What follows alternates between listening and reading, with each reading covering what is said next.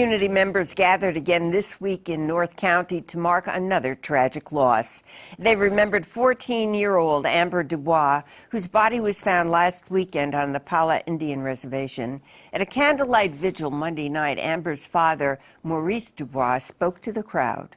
Please take a minute for every tear you have ever shed for Amber, for Chelsea, and for any other child who has suffered at the hands of these predators, and come back tomorrow and take just as many minutes of action in our fight to protect our children. The discovery of Amber's body came 1 week after the body of 17-year-old Chelsea King was found near Lake Hodges. These tragedies are raising many questions in the community about safety, crime, and laws to protect kids. Joining me to talk about the aftermath of these events are KPBS reporters Amitha Sharma and Anna Tintaklis. And thank you both for joining us. So, Anna, what is the mood at in the county over these deaths?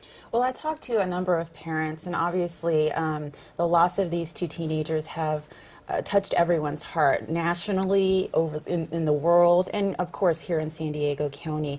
I think there is deep sadness, grief, just a deep sense of loss, and I think there's also disbelief. I heard a lot of parents say, "I can't believe this has happened in our community," and I think that has led into this feeling of uneasiness. I think parents feel, the parents I talk to feel like they have to rethink their own approach to child safety and neighborhood safety.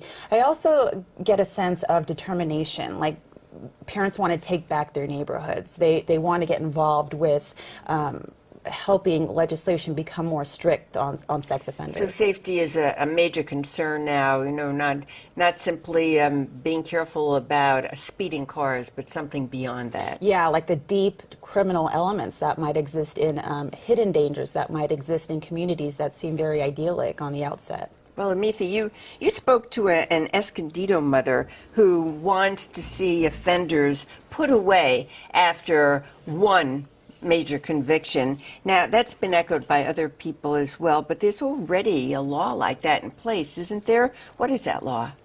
Well, there are a couple of laws. The main law is California Penal Code Section 667.61, and very simply put, that law says that if someone commits a sexual act by force against a child, that person can be put away for life. So then how would John Gardner, who is charged with the murder of Chelsea King, how would he fit into that? Back in 2000, John Gardner pleaded guilty to committing lewd conduct on a child and false imprisonment of that child. That girl was 13 years old. At the time, he kept her in his mother's home in Rancho Bernardo, and she said that he repeatedly hit her in the face, that he put his hand on her mouth so she couldn't breathe. She felt like she was suffocating, and she may have blacked out. All the while, he was sexually molesting her. I have spoken to 5 separate criminal defense attorneys up and down this state. They all agree that at that time there were laws on the books that would have put him away for life if the prosecutor and the judge in the case had applied those laws. And as you know, the prosecutor cut a plea deal with John Gardner and sought 6 years, 5 of which he served. Secondly, there's another law. Once you're in prison, if you are evaluated and identified as a high-risk sexual offender, you can be committed in a mental hospital for life. That did not happen here. And thirdly, we found out yesterday from parole documents that were released that John Gardner violated parole at least 7 times. One was for marijuana possession, another one was the battery on his GPS device on his anklet was low, another one was he didn't show up for parole, but the most serious one was that he was found to be living within a half-mile of a daycare center, and that's a big no-no under this law.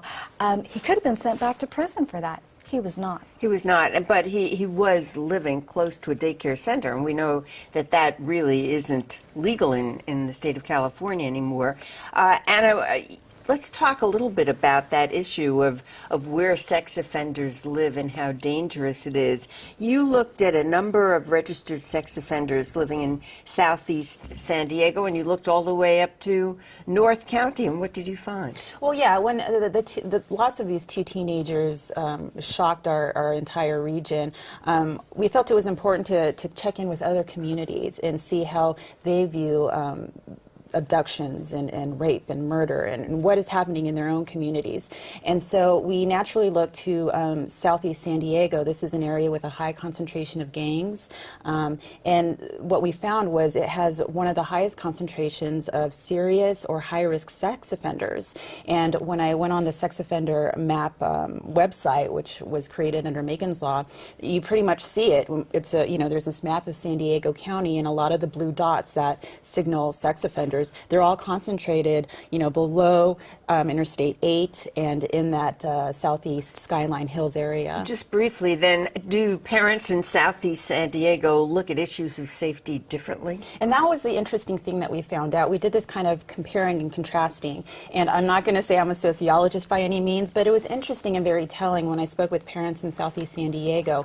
They say they live with dangers every day. It's on their front doorstep. So it really influences the way they maneuver around dangers. Kids are acutely aware of their surroundings, and so are parents. And parents are real about the situation. They talk to their kids about it, versus some of the parents in the North County said there's this kind of feeling of that they can give their kids some freedom and independence because it's more of a rural area. Well, we did ask San Diego marriage and family therapist David Peters about how members of our community can deal with these deaths, and here's what he said.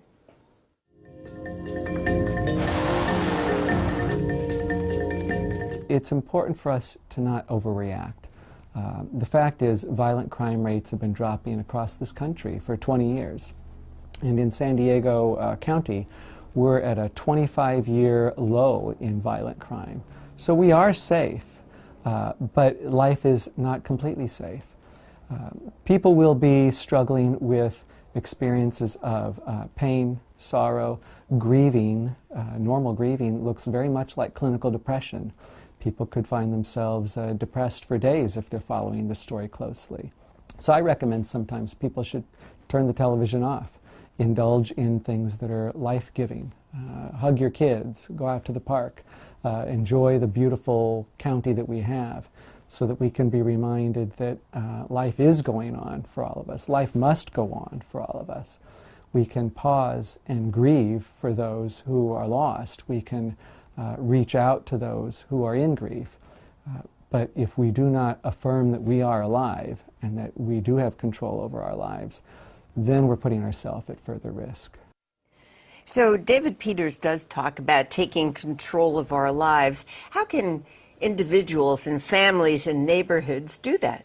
Well, what I've found, at least in the southeast San Diego area, is that the community has responded by really banding together. And you see nonprofits, they're all working together, and they're really working with police, too. There was a feeling in southeast San Diego that the police were the bad guys, but they've learned to work together, and they're combating crime. And in fact, a lot of the violent crime is now going down in that area.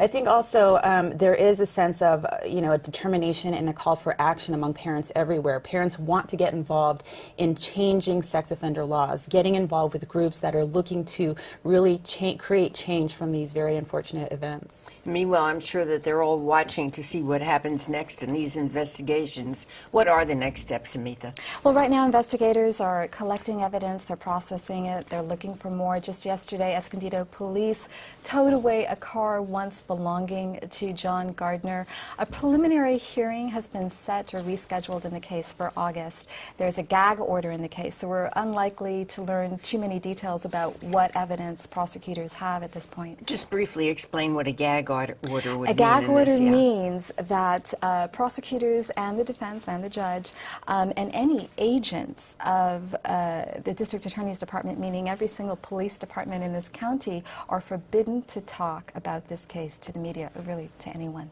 So now, as the case proceeds, we're going to be in the dark, or what? Depends on if people leak. It depends on if people who've been interviewed by investigators talk. Much depends on whether the gag order is lifted. Okay, well, thank you very much, Amitha Sharma, Anna Tentaklis.